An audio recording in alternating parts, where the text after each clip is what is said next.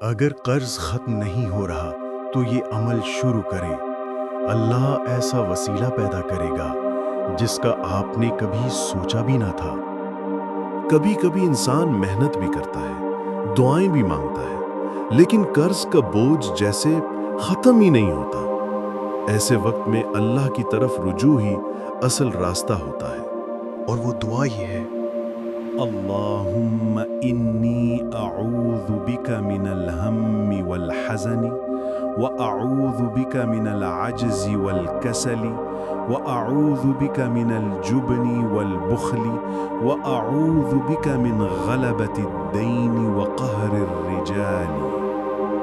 اے اللہ، میں تیری پناہ مانگتا ہوں غم و پریشانی سے، عاجزی و سستی سے، بخل و بزدلی سے، قرض کے بوجھ اور لوگوں کے ظلم سے۔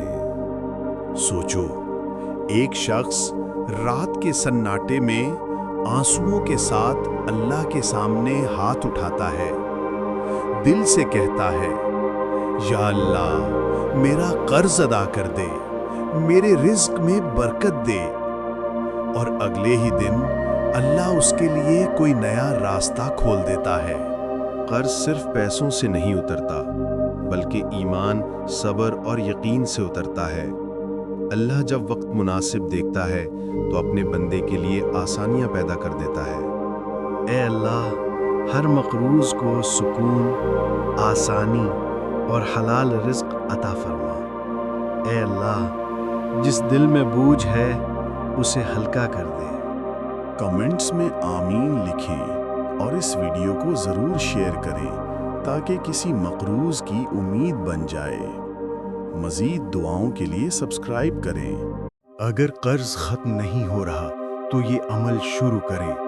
اللہ ایسا وسیلہ پیدا کرے گا جس کا آپ نے کبھی سوچا بھی نہ تھا۔ کبھی کبھی انسان محنت بھی کرتا ہے، دعائیں بھی مانگتا ہے، لیکن قرض کا بوجھ جیسے ختم ہی نہیں ہوتا۔ ایسے وقت میں اللہ کی طرف رجوع ہی اصل راستہ ہوتا ہے۔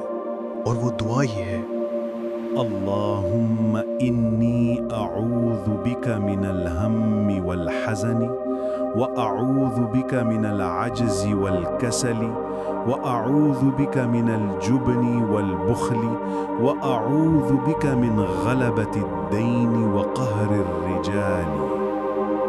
اے اللہ، میں تیری پناہ مانگتا ہوں غم و پریشانی سے، عاجزی و سستی سے،